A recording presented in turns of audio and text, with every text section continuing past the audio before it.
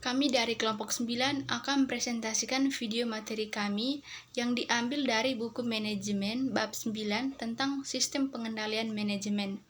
Saya selaku moderator yang akan memimpin presentasi kami, dan selanjutnya dipaparkan materi oleh teman-teman kelompok saya. Saya Yuliarsi Francina Bonsele akan menjelaskan materi tentang pengertian sistem pengendalian manajemen. A. Pengertian sistem pengendalian manajemen. Tujuan perusahaan adalah untuk memperoleh laba sebesar-besarnya, memakmurkan pemegang saham, serta memakmurkan seluruh isi perusahaan termasuk karyawan. Dengan demikian, untuk mencapainya perlu salah satunya adalah melakukan pengendalian manajemen dalam perusahaan. Untuk melakukan pengendalian manajemen dalam perusahaan, perlu sebuah sistem pengendalian manajemen. Definisi sistem adalah suatu cara tertentu yang dilakukan berulang-ulang untuk melaksanakan sesuatu atau sekelompok aktivitas. Pengendalian adalah proses untuk menjamin agar kegiatan mengarah ke tujuan yang diinginkan. Contoh alat pengendalian sopir truk adalah mata sebagai sensor, otak sebagai asesor, kaki sebagai efektor.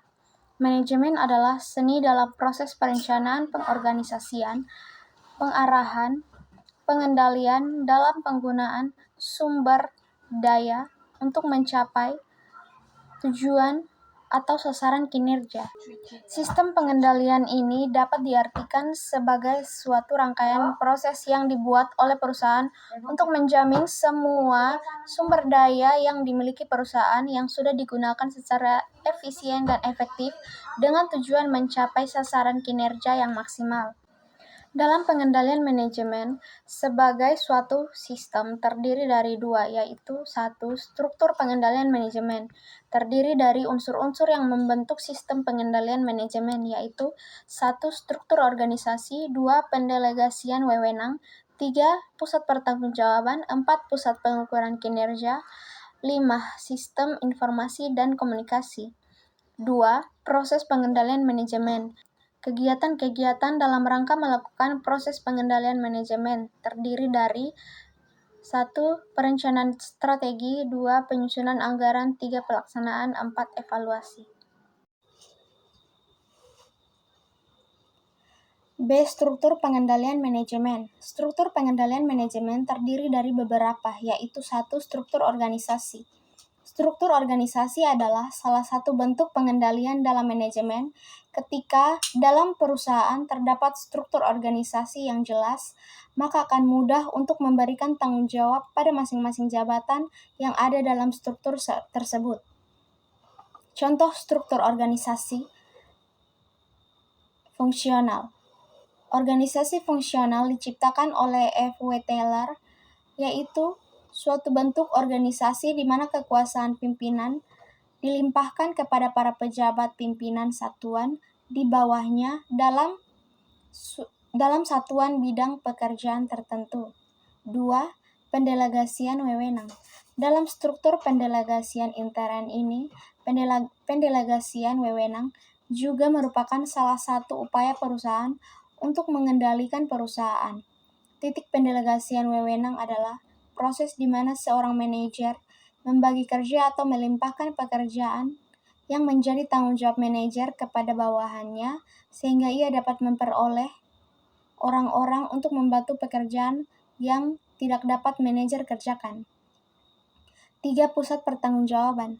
Pusat pertanggungjawaban adalah unit organisasi yang dipimpin oleh seorang manajer yang diberi tanggung jawab untuk mengelola input menjadi output pada unit bisnisnya.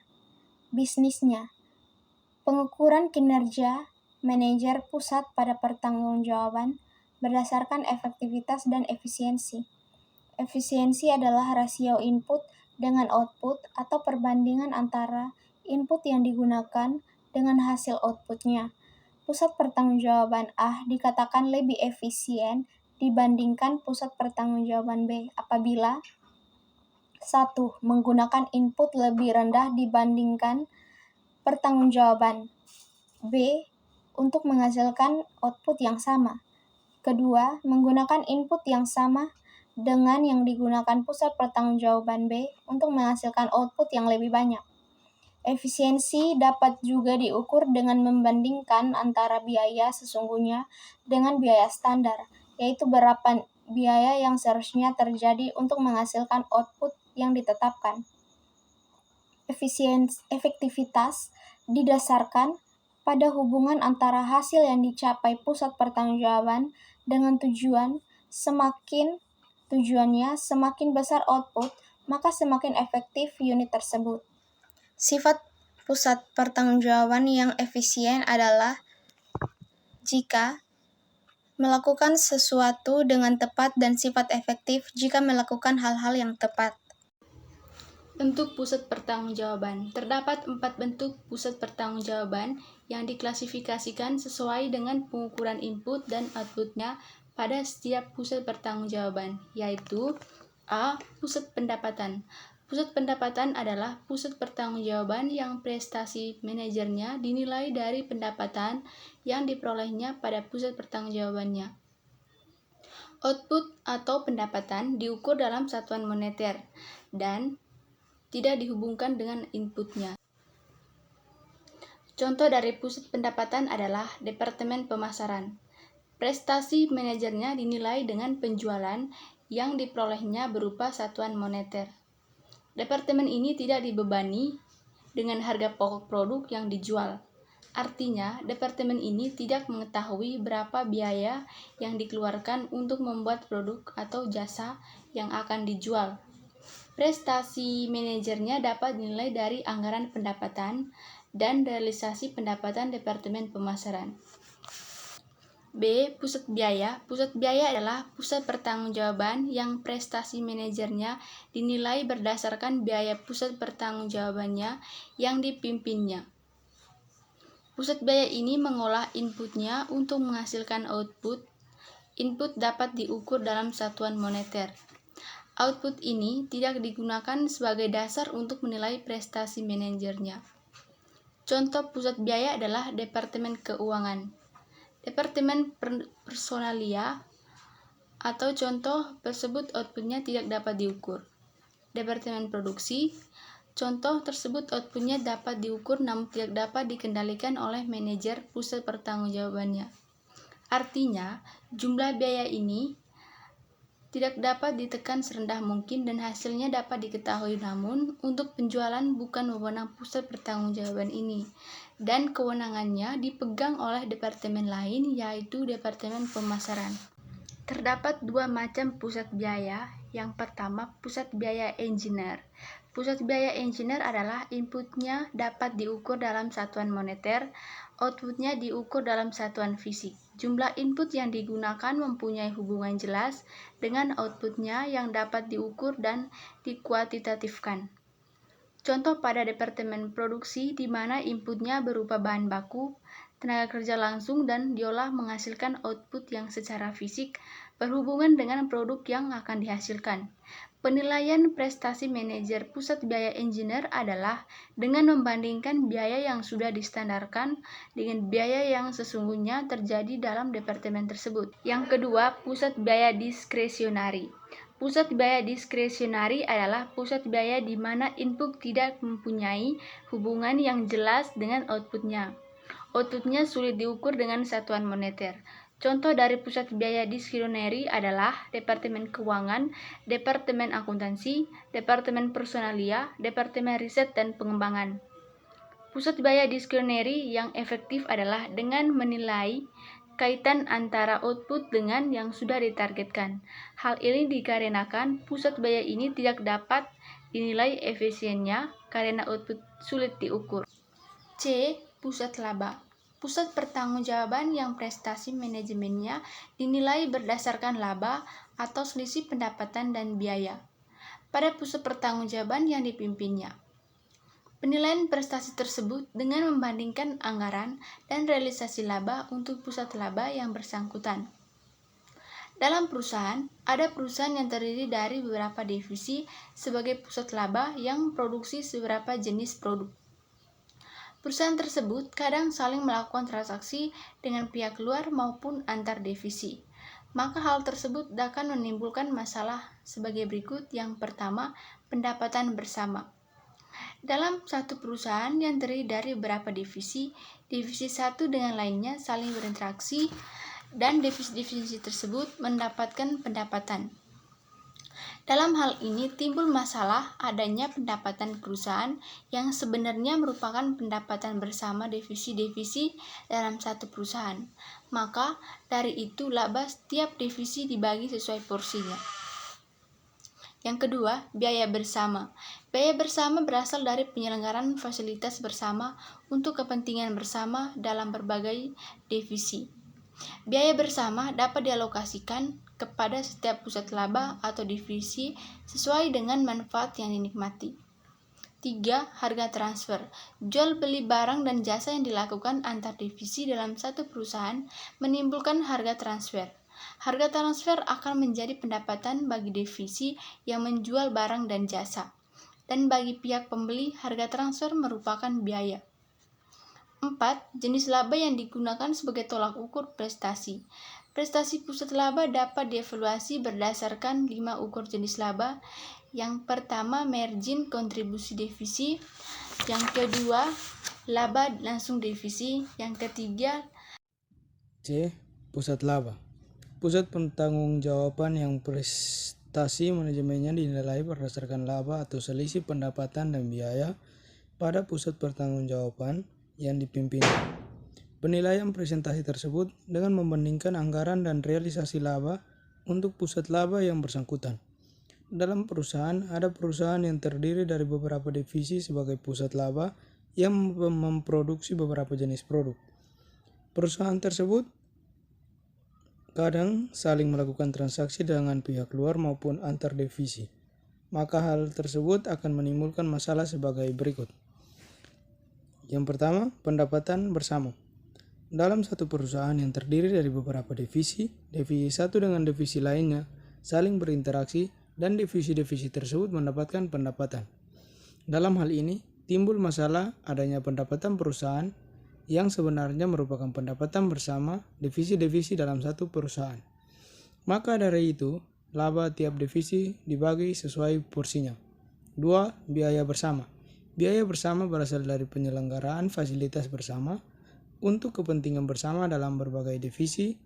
Biaya bersama dapat dialokasikan kepada setiap pusat laba atau divisi sesuai dengan manfaat yang dinikmati. 3. Harga transfer. Jual beli barang dan jasa yang dilakukan antar divisi dalam satu perusahaan menimbulkan harga transfer. Harga transfer akan menjadi pendapatan bagi divisi yang menjual barang dan jasa, dan bagi pihak pembeli, harga transfer merupakan biaya. 4. Jenis laba yang digunakan sebagai tolak ukur presentasi. Presentasi pusat laba dapat dievaluasi berdasarkan 5 ukuran jenis laba atau profitabilitas sebagai berikut. Yang pertama, margin kontribusi divisi. Margin kontribusi divisi menunjukkan selisih antara pendapatan dengan biaya variabel. Biaya tetap tidak termasuk dalam penilaian karena berada di dalam luar kendali manajemen pusat laba, sehingga para manajer fokus untuk memaksimalkan margin kontribusi. Pendapatan HPP penjualan, biaya variabel, margin kontribusi. Laba langsung divisi. Laba langsung divisi menunjukkan pendapatan dikurangi biaya variabel dan dikurangi biaya tetap. Dalam konsep laba ini tidak memperhatikan alokasi biaya oleh kantor pusat. Margin kontribusi tambah biaya tetap sama dengan biaya laba langsung. Yang ketiga, laba yang dapat dikendalikan. Laba yang dapat dikendalikan menunjukkan laba langsung dikurangi variabel yang dapat dikendalikan dan dikurangi biaya tetap yang dapat dikendalikan oleh divisi. Dalam konsep ini, biaya dapat dikendalikan oleh divisi atau pusat laba yang bersangkutan. Misalnya biaya pelatihan biasanya dialokasikan ke divisi atau pusat laba. Biaya pelatihan tersebut dapat merupakan biaya terkendali apabila divisi atau pusat laba memiliki wewenang untuk menentukan jumlah karyawan yang dikirim untuk mengikuti pelatihan. Laba langsung tambah laba biaya yang dikendalikan sama dengan laba yang dapat dikendalikan. Yang keempat, laba sebelum pajak divisi. Laba bersih divisi sebelum pajak dihitung dengan cara laba yang dikendalikan dikurangi dengan biaya dari kantor pusat. Sama dengan laba yang dikendalikan tambah alokasi korporat lainnya sama dengan laba sebelum pajak. Yang kelima, laba bersih setelah pajak divisi.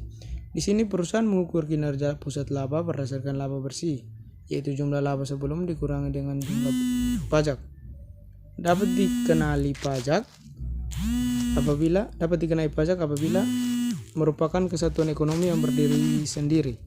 Laba sebelum pajak tambah pajak sama dengan laba bersih. D. Pusat investasi.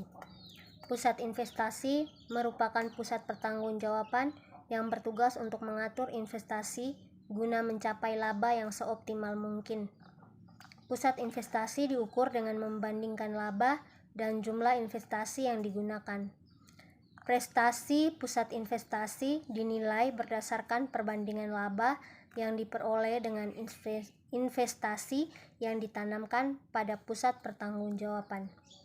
Contohnya, laba pada divisi A 50 juta, divisi B 60 juta, investasi pada divisi A 200 juta, divisi B 300 juta, rasio laba investasi pada divisi A 25%, pada divisi B 20%. Dari kasus ini, meskipun divisi B mempunyai laba lebih banyak dari divisi A, namun divisi A mempunyai rasio laba terhadap investasi yang lebih besar daripada divisi A. Bentuk pusat investasi adalah kantor pusat perusahaan atau unit bisnis strategis maupun divisi yang diberikan wewenang atau kebijakan maksimum dalam menentukan keputusan operasi yang tidak hanya berjangka pendek, tetapi juga tingkat atau besarnya dan tipe atau jenis investasi, misalnya departemen riset dan pengembangan. Pengukuran prestasi digunakan untuk mengetahui sejauh mana pusat investasi dapat memperoleh hasil yang memuaskan bagi perusahaan. Penilaian prestasi dengan menggunakan dua metode. Yang pertama, metode Return on Investment atau ROI. Dengan mengetahui ROI dapat digunakan untuk menghitung apakah uang yang diinvestasikan oleh perusahaan menghasilkan laba yang sesuai atau tidak. Penilaian prestasi dengan cara membandingkan ROI dengan dicapai perusahaan terhadap ROI yang ditargetkan akan dikatakan efektif bila nilai minimal targetnya. Akan dikatakan efektif bila nilai minimal ROI yang dicapai sama dengan ditargetkan pada perusahaan.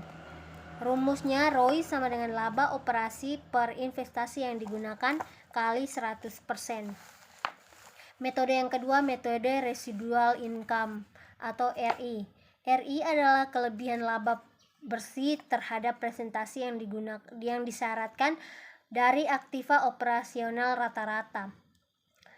RI sering digunakan untuk mengevaluasi atau mengukur apakah kinerja manajer investasi sudah baik atau belum. Tingkat laba residual akan positif bila laba neto lebih tinggi daripada tingkat retur yang disyaratkan. Demikian pula sebaliknya. Rumus untuk menentukan RI sama dengan laba operasi kurang biaya modal sama dengan beban modal kali modal yang digunakan. Yang ketiga, metode ekonomi value added atau FAA merupakan salah satu cara untuk menilai kinerja keuangan yang dihitung dengan cara mengurangkan laba bersih setelah pajak dikurangi dengan biaya modal.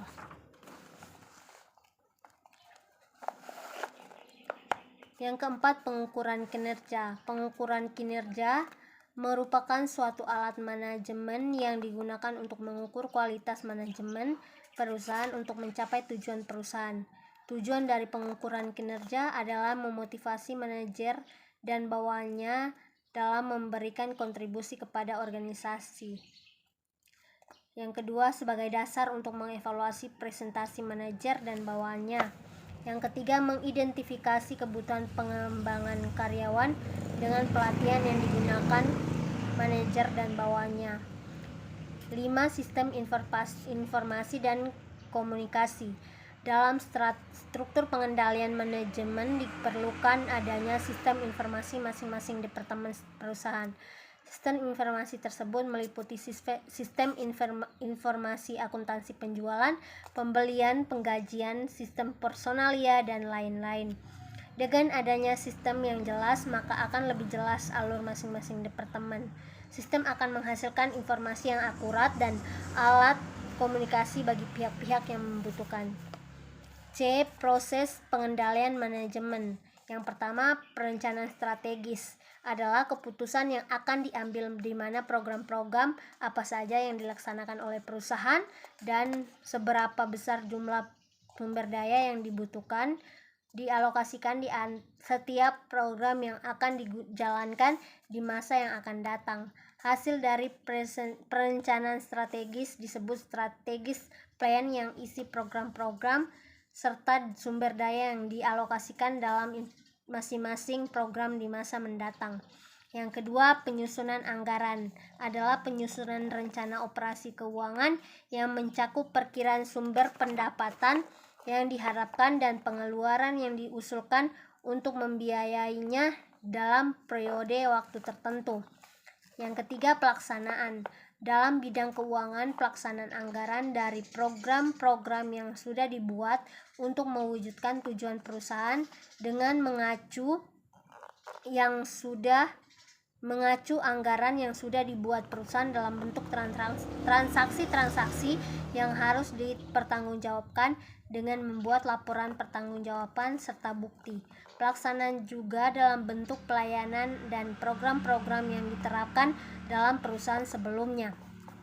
Yang keempat, evaluasi. Evaluasi kinerja dari semua tahapan proses pengendalian manajemen akan dijabarkan melalui 4 prospektif balanced scorecard, yaitu evaluasi bidang keuangan, kepuasan pelanggan, proses bisnis intern, dan pembelajaran dan pertumbuhan. D. Pusat investasi. Pusat investasi merupakan pusat pertanggungjawaban yang bertugas untuk mengatur investasi guna mencapai laba yang seoptimal mungkin. Pusat investasi diukur dengan membandingkan laba dan jumlah investasi yang digunakan. Prestasi pusat investasi dinilai berdasarkan perbandingan laba yang diperoleh dengan investasi yang ditanamkan pada pusat pertanggungjawaban. Contohnya, laba pada divisi A 50 juta, divisi B 60 juta, investasi pada divisi A 200 juta, divisi B 300 juta, rasio laba investasi pada divisi A 25%, pada divisi B 20%. Dari kasus ini, meskipun divisi B mempunyai laba lebih banyak dari divisi A, namun divisi A mempunyai rasio laba terhadap investasi yang lebih besar daripada divisi A. Bentuk pusat investasi adalah kantor pusat perusahaan atau unit bisnis strategis maupun divisi yang diberikan wewenang atau kebijakan maksimum dalam menentukan keputusan operasi yang tidak hanya berjangka pendek, tetapi juga tingkat atau besarnya dan tipe atau jenis investasi, misalnya departemen riset dan pengembangan. Pengukuran prestasi digunakan untuk mengetahui sejauh mana pusat investasi dapat memperoleh hasil yang memuaskan bagi perusahaan. Penilaian prestasi dengan menggunakan 2 metode. Yang pertama, metode Return on Investment atau ROI. Dengan mengetahui ROI dapat digunakan untuk menghitung apakah uang yang diinvestasikan oleh perusahaan menghasilkan laba yang sesuai atau tidak. Penilaian prestasi dengan cara membandingkan ROI dengan dicapai perusahaan terhadap ROI yang ditargetkan akan dikatakan efektif bila nilai minimal targetnya. Akan dikatakan efektif bila nilai minimal ROI yang dicapai sama dengan ditargetkan pada perusahaan. Rumusnya ROI sama dengan laba operasi per investasi yang digunakan kali 100%. Metode yang kedua, metode residual income atau RI. RI adalah kelebihan laba bersih terhadap presentasi yang disyaratkan dari aktiva operasional rata-rata. RI sering digunakan untuk mengevaluasi atau mengukur apakah kinerja investasi sudah baik atau belum. Tingkat laba residual akan positif bila laba neto lebih tinggi daripada tingkat retur yang disyaratkan. Demikian pula sebaliknya. Rumus untuk menentukan RI sama dengan laba operasi kurang biaya modal sama dengan beban modal kali modal yang digunakan.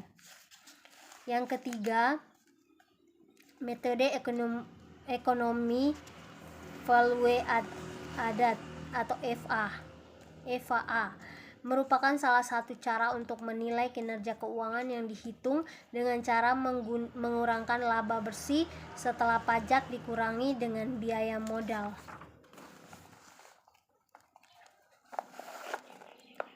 Yang keempat, pengukuran kinerja. Pengukuran kinerja merupakan suatu alat manajemen yang digunakan untuk mengukur kualitas manajemen perusahaan untuk mencapai tujuan perusahaan. Tujuan dari pengukuran kinerja adalah memotivasi manajer dan bawahannya dalam memberikan kontribusi kepada organisasi. Yang kedua, sebagai dasar untuk mengevaluasi presentasi manajer dan bawahannya. Yang ketiga, mengidentifikasi kebutuhan pengembangan karyawan dengan pelatihan yang digunakan manajer dan bawahannya. 5. Sistem informasi dan komunikasi. Dalam struktur pengendalian manajemen diperlukan adanya sistem informasi masing-masing departemen perusahaan. Sistem informasi tersebut meliputi sistem informasi akuntansi penjualan, pembelian, penggajian, sistem personalia, dan lain-lain. Dengan adanya sistem yang jelas, maka akan lebih jelas alur masing-masing departemen. Sistem akan menghasilkan informasi yang akurat dan alat komunikasi bagi pihak-pihak yang membutuhkan. C. Proses pengendalian manajemen. Yang pertama, perencanaan strategis adalah keputusan yang akan diambil di mana program-program apa saja yang dilaksanakan oleh perusahaan dan seberapa besar jumlah sumber daya yang dibutuhkan dialokasikan di setiap program yang akan dijalankan di masa yang akan datang. Hasil dari perencanaan strategis disebut strategis plan yang isi program-program serta sumber daya yang dialokasikan dalam masing-masing program di masa mendatang. Yang kedua, penyusunan anggaran adalah penyusunan rencana operasi keuangan yang mencakup perkiraan sumber pendapatan yang diharapkan dan pengeluaran yang diusulkan untuk membiayainya dalam periode waktu tertentu. Yang ketiga, pelaksanaan. Dalam bidang keuangan, pelaksanaan anggaran dari program-program yang sudah dibuat untuk mewujudkan tujuan perusahaan dengan mengacu anggaran yang sudah dibuat perusahaan dalam bentuk transaksi-transaksi yang harus dipertanggungjawabkan dengan membuat laporan pertanggungjawaban serta bukti. Pelaksanaan juga dalam bentuk pelayanan dan program-program yang diterapkan dalam perusahaan sebelumnya. Yang keempat, evaluasi. Evaluasi kinerja dari semua tahapan proses pengendalian manajemen akan dijabarkan melalui 4 prospektif balanced scorecard, yaitu evaluasi bidang keuangan, kepuasan pelanggan, proses bisnis intern, dan pembelajaran dan pertumbuhan.